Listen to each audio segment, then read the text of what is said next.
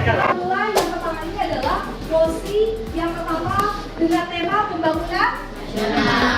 Masih ingat nggak pembangunan nasional itu apa? Materinya? Iya, ada bisa jawab? Oke, Yasi silakan. Usaha pemerintah untuk meningkatkan hidup masyarakat. Oke, jangan tepuk tangan dulu. Jadi pembangunan nasional itu adalah usaha pemerintah untuk meningkatkan kesejahteraan masyarakat. Dan di dalam sesi debat ini kita mengambil tema mengenai pemindahan ibu kota negara ke Kalimantan di Kabupaten Penajam. Ada yang sudah tahu info ini belum? Oke, berarti sudah tahu info ini semuanya ya? Dan sekarang ibu sudah mempersiapkan. Di sini ada tim afirmasi. Mana tim afirmasi? Berarti tim afirmasinya adalah tim yang mendukung perpindahan IKN ke Kalimantan. Dan tim oposisi mana suaranya? Ini adalah tim yang menolak perpindahan IKN ke Kalimantan ya. Oke, langsung saja kita mulai debatnya. Ini persilakan kepada moderator.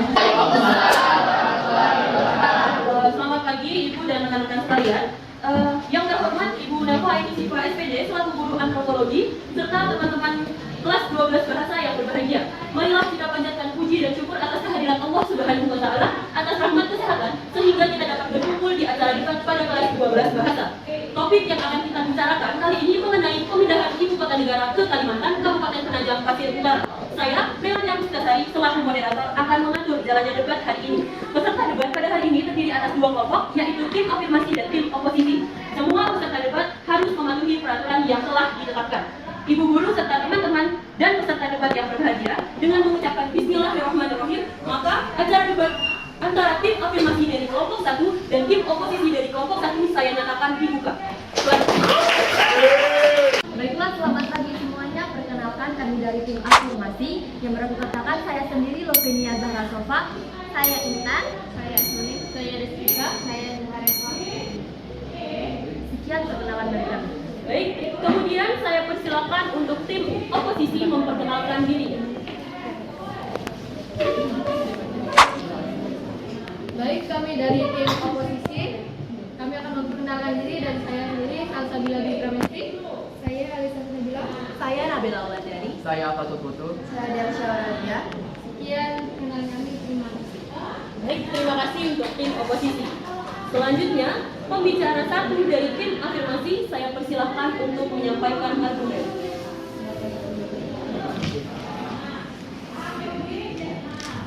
Baik, ibu kota bukan hanya simbol identitas bangsa, tetapi juga representasi kemajuan bangsa.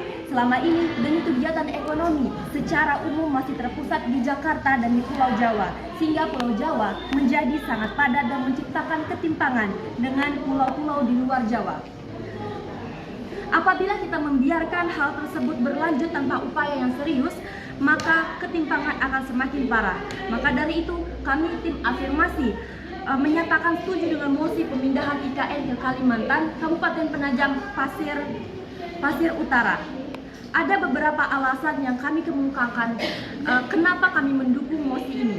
Yang pertama adalah gagasan ini telah ada sejak era Presiden pertama Republik Indonesia, Insinyur Soekarno. Pemindahan IKN ini baru serius digarap oleh Presiden Joko Widodo pada tanggal 29 April 2019. Jokowi memutuskan untuk memindahkan IKN ke luar Pulau Jawa dan dicantumkan dalam RPJMN 2020-2024. Selanjutnya, beban kota Jakarta sudah terlalu berat sebagai pusat bisnis serta pusat pemerintahan. Maka, pemindahan ini Tim oposisi saya persilakan. Saya itu ya pertama saja sih sebenarnya mau untuk mengurangi penghasilan, mau mengurangi kapasitas penduduk lah, mau mengurangi resiko bencana lah. Bayangkan penduduk di Jakarta yang kurang lebih 11 juta, terus mau pindahin ibu kota ke Kalimantan karena beberapa alasan tersebut. Ya setidaknya 1 hingga 2 juta orang pindah dari Jakarta, ya tetap saja sih nggak ngaruh yang ke arah yang baik atau diekspektasikan kota yang bersih dan asri. Tetap saja menjadi Jakarta yang sekarang saat ini. Wilayah DKI Jakarta yang rawan banjir dan tingkat kemacetan yang tinggi kurang tepat dijadikan sebagai alasan pemindahan IKN. permasalahan di Jakarta itu sama saja dengan permasalahan di perkotaan, sehingga pemindahan IKN tidak akan menyelesaikan permasalahan yang ada di Jakarta. Kalaupun karena kota Jakarta akan tenggelam, menurut prediksi oleh para ahli, berarti pemerintah ini malah lari dari permasalahan besar yang belum selesai. Jadi kayak percuma saja dong koruptor di Indonesia juga merajalela di Indonesia ini. Belum lagi warga Jakarta dibikin ribet dengan pengubahan KTP mereka. KTP juga belum kelar saat ini. Ntar juga ada kasus baru korupsi gara-gara buat dana begituan. Jadi kayak enak korupsinya. Sekian. Terima kasih kepada tim oposisi. Kepada tim afirmasi saya persilakan untuk memberikan tanggapan atau sanggahan.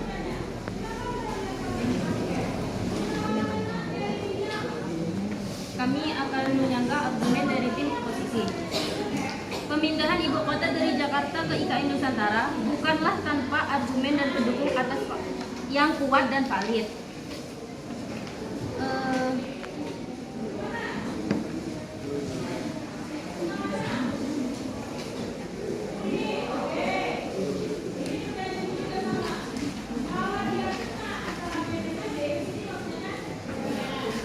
Pemindahan ibu kota menuju Kalimantan bukan berarti Jakarta akan menjadi kota mati. Hanya pusat pemerintahan yang akan dipindah ke Nusantara, sedangkan Jakarta akan tetap menjadi pusat bisnisnya Indonesia. Menurut Presiden, selama ini denyut kegiatan ekonomi secara umum masih terpusat di Jakarta dan Pulau Jawa, sehingga Pulau Jawa menjadi sangat padat menciptakan ketimpangan dengan pulau-pulau di luar Jawa. Apabila kita membiarkan hal ini terus berlanjut tanpa adanya upaya yang serius, maka ketimpangan akan semakin parah. Jadi, perpindahan ibu kota ke Kalimantan bukan berarti akan memindah seluruh aspek yang ada di Jakarta menuju Kalimantan, tetapi hanya akan mengurangi sedikit beban yang berada di Jakarta. Terima kasih kepada tim afirmasi. Selanjutnya pembicara tim oposisi saya persilakan untuk memberikan tanggapan.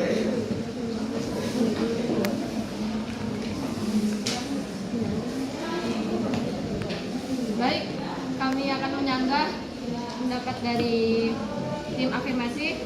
Pemindahan ibu kota memerlukan dana yang sangat besar. Apalagi utang yang dimiliki oleh Indonesia saat ini yaitu kurang lebih 7 triliun. Dengan kondisi utang yang besar itu, apakah memungkinkan untuk memindahkan ibu kota ke Kalimantan?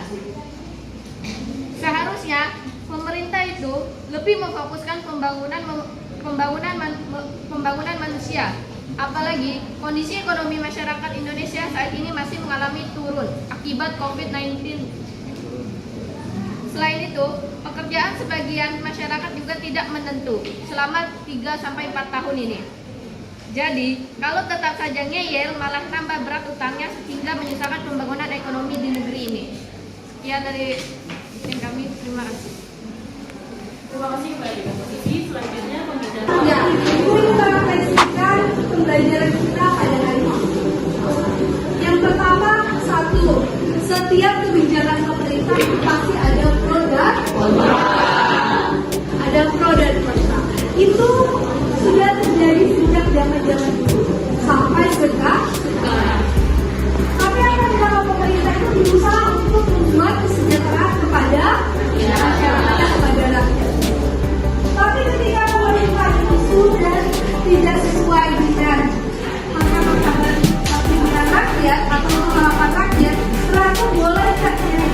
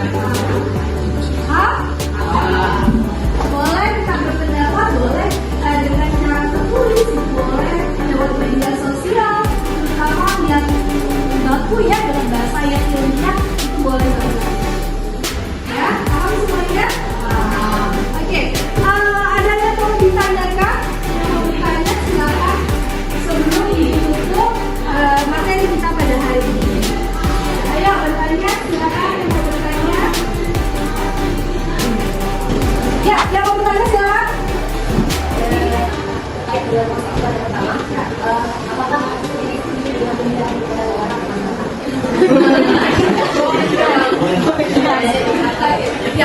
apakah ibu sendiri setuju dengan kata-kata? Ya, jadi perpindahan ibu kota ini yang dikeluarkan oleh pemerintah itu pertama, pemindahan itu hanya dalam arti sektor pemerintahan. Sektor industri tetap ada di, sektor bisnis tetap ada di. Kira setuju nggak? Ibu setuju. Karena apa? Karena di Jakarta sudah. Ya, ibu melihat perbedaan antara Jakarta dan Jakarta. Kalau di Jakarta itu kota daerah pemerintah itu ada di Jakarta Selatan, ada di Jakarta Pusat, ada di Jakarta Utara. Tapi kalau di Jakarta mereka itu satu kok, Jakarta pemerintahan. Dari mana daerahnya? Di akhir, dari tangan, itu sampai pemerintah. Nah itu kan kalau dibuat di daerah kali, coba sampai pemerintah kota ada di Penajam, kita di Kalimantan. Nah seperti itu. Itu kan yang mau dibantu oleh Bapak. Ya itu sama-sama berdoa semoga itu adalah hal yang baik. Ya, semuanya kalau yang tidak baik, semuanya kita bisa untuk menyuarakan hal-hal tersebut. Ingat nggak kejadian apa masih sering sekarang tindakan? Ketika pemerintah dari sesuai dengan masyarakat boleh melakukan demo. Masyarakat bersatu pada saat itu kita berhasil menurunkan ada pemerintahan presiden